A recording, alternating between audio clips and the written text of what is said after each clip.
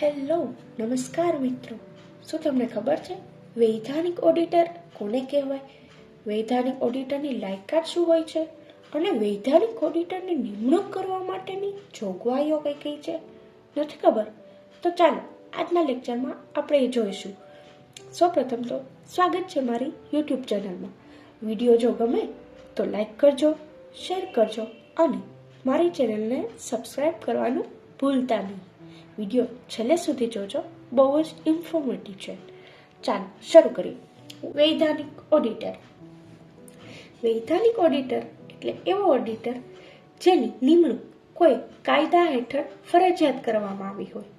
હવે ફરજિયાત નિમણૂક તો ભારત કંપની ધારા 2013ની કલમ 139 મુજબ ઓડિટરની નિમણૂકની અલગ અલગ જોગવાઈઓ છે. એ જોગવાઈઓ નીચે પ્રમાણે છે. પહેલું, પ્રથમ ઓડિટરની નિમણૂક, જેમાં ખાનગી કંપનીના નિયમો શું છે? તો પહેલું, કંપની નોંધણી બાદ 30 દિવસમાં જ કંપનીના ડિરેક્ટરના મંડળે આ પ્રથમ ઓડિટરની નિમણૂક કરી દેવી જોઈએ. હવે પ્રથમ વાર્ષિક સામાન્ય સભા પૂરી ન થાય ત્યાં સુધી આ ઓડિટર પોતાના હોદ્દા પર રહી શકે છે.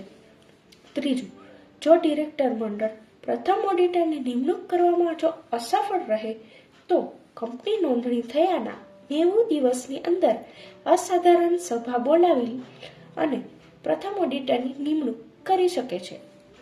હવે સરકારી કંપનીમાં પ્રથમ ઓડિટર નિમણૂક કરવાની જોગવાઈઓ કઈ છે?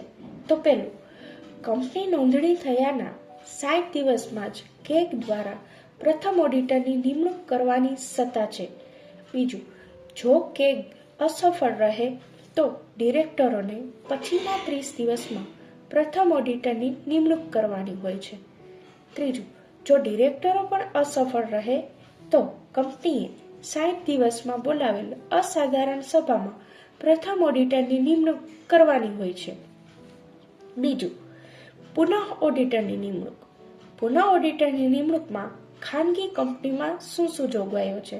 તો પહેલું, કંપનીની વાર્ષિક સામાન્ય સભામાં ઠરાવ પસાર કરી ઓડિટરની પુનઃ નિમણૂક કરી શકે છે. બીજું, એની મુદત શું હોય? તો જો કોઈ વ્યક્તિ ઓડિટર હોય તો એક ટર્મ એટલે કે 5 વર્ષ એમાં 6 વાર્ષિક સામાન્ય સભા સુધી રહી શકે છે. જો કોઈ ભાગીદારી પેઢી હોય તો તે સળંગ 2 ટર્મ સુધી એટલે કે 5 + 5 વર્ષ એટલે કે 10 વર્ષ સુધી કામ કરી શકે છે.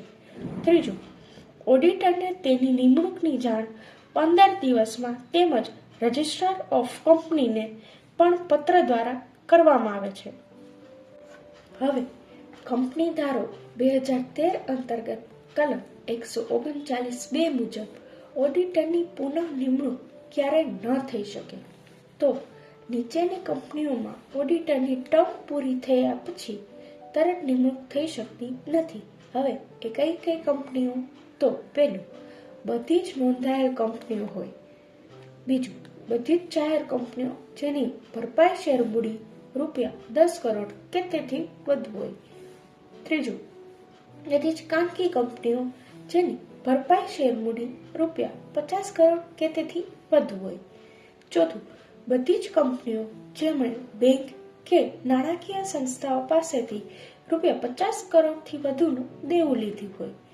હવે સરકારી કંપનીમાં પુનઃ ઓડિટરની નિમણૂક કરવાની જોગવાઈ, તો એમાં પહેલું, કંપની ધારાની કલમ 139(5) મુજબ નાણાકીય કંપની વર્ષ શરૂ થયાના 180 દિવસની અંદર કેગ દ્વારા નિમણૂક કરવામાં આવે છે. બીજું, નિમણૂક થયેલ ઓડિટર જે તે વર્ષની વાર્ષિક સામાન્ય સભા પૂરી થાય ત્યાં સુધી તે ચાલુ રહે છે. ત્રીજું, આકસ્મિક ખાલી જગ્યા પર ઓડિટરની નિમણૂક કરવાની જોગવાઈ, તો એમાં કંપની ધારા 2013ની કલમ 139(8) મુજબ નીચેની જોગવાઈઓ કરવામાં આવે છે. તો હવે જોઈએ ખાનગી કંપનીમાં આકસ્મિક ખાલી જગ્યા પર નિમણૂક કેવી રીતના થાય. તો આકસ્મિક રીતે ખાલી જગ્યા પડી હોય તો બોર્ડ ઓફ ડિરેક્ટર દ્વારા એ ખાલી જગ્યાની તારીખથી 30 દિવસમાં જ નવા ઓડિટરની નિમણૂક કરવામાં આવે છે. બીજું, જો બોર્ડ ઓફ ડિરેક્ટર નિમણૂક કરવામાં નિષ્ફળ રહે તો કંપનીની વાર્ષિક સામાન્ય સભામાં નવા ઓડિટરની નિમણૂક થાય છે. હવે સરકારી કંપનીમાં આકસ્મિક ખાલી જગ્યા પર નિમણૂક કરવાની જોગવાઈ કઈ છે? તો એમાં પહેલું, આકસ્મિક રીતે જગ્યા ખાલી પડે તો તે તારીખથી 30 દિવસમાં કેગ દ્વારા નવા ઓડિટરની નિમણૂક કરવામાં આવે છે. બીજું, જો કેગ પર અસફળ રહે તો બોર્ડ ઓફ ડિરેક્ટર દ્વારા 30 દિવસમાં નવા ઓડિટરની નિમણૂક કરવામાં આવે છે. તો આ છે ઓડિટર નિમણૂક કરવા માટેની જોગવાઈઓ. હવે વાત કરીએ વૈધાનિક ઓડિટરની લાયકાત.